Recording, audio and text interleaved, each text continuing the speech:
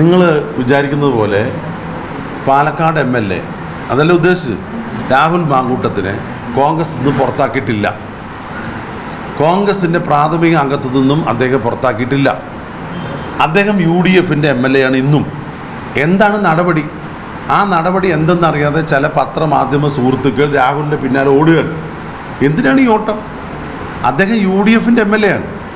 താൽക്കാലികമായ നടപടിയാണ് സസ്പെൻഷൻ എന്ന് പറഞ്ഞാൽ നിങ്ങൾക്കറിയാം, ഒരു നിശ്ചിത കാലയളവിൽ പാർട്ടിയുടെ നടപടിയാണ്. അദ്ദേഹത്തെ പാർട്ടിയിൽ നിന്ന് പുറത്താക്കിയിട്ടില്ല. അദ്ദേഹത്തിന് UDFൻ്റെ MLA ആണ്. അദ്ദേഹത്തെ അതെ ഡിസ്മിസ് ചെയ്യുക എന്ന് പറഞ്ഞാൽ, പുറത്താക്കുക എന്ന് പറഞ്ഞാൽ അവരുമായിട്ട് ഒരിക്കലും കോൺഗ്രസിൻ്റെ പ്രവർത്തകർ ബന്ധപ്പെടില്ല. സസ്പെൻഷൻ കാലാവധി കഴിഞ്ഞിട്ടില്ല. പക്ഷേ സസ്പെൻഷനിലായ ഒരു വ്യക്തിയെ ഔദ്യോഗിക പരിപാടിയിലൊന്നും പങ്കെടുപ്പിക്കുന്നില്ല. ഞങ്ങളിവിടെ എത്ര ചർച്ച നടത്തി, ജില്ലാ കോൺഗ്രസ് കമ്മിറ്റി ഓഫീസിൽ ഏതെല്ലാം ചർച്ച നടത്തി. അദ്ദേഹമായിട്ട് യാതൊരു തരത്തിലും ഞങ്ങൾ ചർച്ച ചെയ്തിട്ടില്ല. അദ്ദേഹത്തെ പങ്കെടുപ്പിച്ചില്ല. ഇല്ല, ഞാൻ അത് പറയാം. അതായത് സ്ഥാനാർത്ഥി UDFൻ്റെ സ്ഥാനാർത്ഥികളാണ്. MLAക്ക് സസ്പെൻഷനിലായ MLAക്ക് വന്ന് അഭിവാദ്യം അർപ്പിക്കേണ്ടെന്ന് പറഞ്ഞിട്ടുണ്ട്. CPMൻ്റെ മുന്നേ MLA വന്ന് അഭിവാദ്യം അർപ്പിച്ചൊരു സ്ഥലത്ത് അയാൾ അറിയാതെ വന്നിട്ടാണ് തോന്നുന്നു. അത് ഞങ്ങൾ വേണ്ട പറഞ്ഞിട്ടില്ല. മറ്റേതെങ്കിലും പാർട്ടിക്കാരും സ്ഥാനാർത്ഥിയെ അഭിവാദ്യം ചെയ്താൽ പിന്തുണയ്ക്കുന്നു പറഞ്ഞാൽ അത് സ്വീകരിക്കുന്ന ജനാധിപത്യ വ്യവസ്ഥിതിയാണ് കേരളത്തിലുള്ളത്. അത് സ്വീകരിക്കും.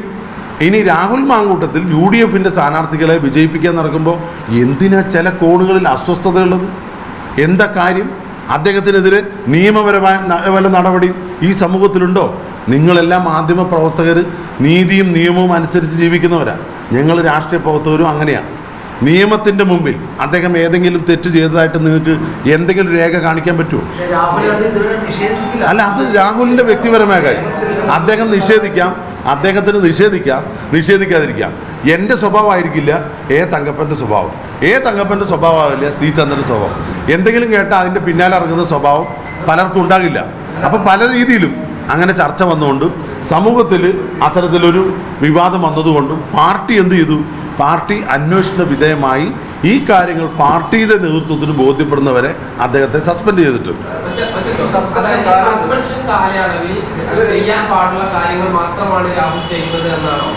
ഞാൻ പറയട്ടെ, മുഴുവൻ രാഹുലിൻ്റെ കാര്യങ്ങൾ വ്യക്തിപരമായി നോക്കൽ നമ്മുടെ ജോലിയല്ല. പാർട്ടിപരമായിട്ട് ഞാൻ പറയുന്നു, UDFൻ്റെ സ്ഥാനാർത്ഥികൾക്ക് വേണ്ടി രാഹുൽ പ്രചരണം നടത്തുന്നതിൽ യാതൊരു തെറ്റും പറയാൻ പറ്റില്ല. അദ്ദേഹം UDFൻ്റെ MLA ആണ്. അദ്ദേഹം MLA സ്ഥാനം രാജിവെച്ചിട്ടില്ല. UDF അദ്ദേഹത്തെ പുറത്താക്കിയിട്ടില്ല. കോൺഗ്രസ് പാർട്ടിയിൽ നിന്ന് സസ്പെൻഡ് ചെയ്തുകൊണ്ട് അദ്ദേഹത്തിനുള്ള പാർട്ടി പരിപാടി, ഔദ്യോഗിക പരിപാടി പങ്കെടുക്കരുത്. പിന്നെ നിങ്ങൾ പറഞ്ഞ പോലെ സ്ഥാനാർത്ഥികളെ ഷോളിട്ടു, സ്ഥാനാർത്ഥികൾ നോമിനേഷൻ കൊടുക്കുന്നത് പോയി. ഞാൻ ചോദിക്കട്ടെ, ഇപ്പോൾ പാലക്കാട് നഗരസഭ പോയി നോക്കുക, അവിടെ സ്ഥാനാർത്ഥികൾ നോമിനേഷൻ കൊടുക്കുന്നുണ്ട്. BJPയുടെ RSSൻ്റെ നേതാക്കന്മാരാവാം, CPMൻ്റെ നേതാക്കന്മാർ, കോൺഗ്രസിൻ്റെ നേതാക്കന്മാർ. അവിടെ ആർക്ക് വേണേ വരാലോ. ഇപ്പോൾ അവിടെ MLA പോയാൽ നിങ്ങൾക്ക് പറയാൻ പറ്റുമോ അവിടെ നാമനിർദ്ദേശം കൊടുക്കുന്ന സ്ഥലത്ത് MLA പോയി? എന്തൊരു ആരോപണം! അത് വിചിത്രമായ കാര്യങ്ങളാണ്. നിങ്ങൾ അതിനു വേണ്ടി സമയം കളയണ്ട.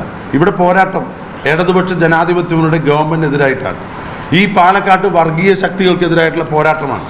ഈ പോരാട്ടത്തിന് നിങ്ങളുടെയൊക്കെ പിന്തുണ വേണം. കാരണം സമൂഹത്തിൽ അടുത്ത ജനറേഷൻ നല്ല സമത്വ സുന്ദരമായി ജീവിക്കണം, സുരക്ഷിതമായി ജീവിക്കണം. അതിന് വലിയ വെല്ലുവിളി നേരിട്ടുള്ളൊരു കാലമാണ്. അതുകൊണ്ട് ഐക്യജനാധിപത്യം ഉയർത്തുന്നത് അഴിമതിക്കും ദുർഭരണത്തിനും എതിരാണ്. അത് സ്റ്റേറ്റിലും ഈ നഗരസഭയിലും അതുപോലെയാണ്.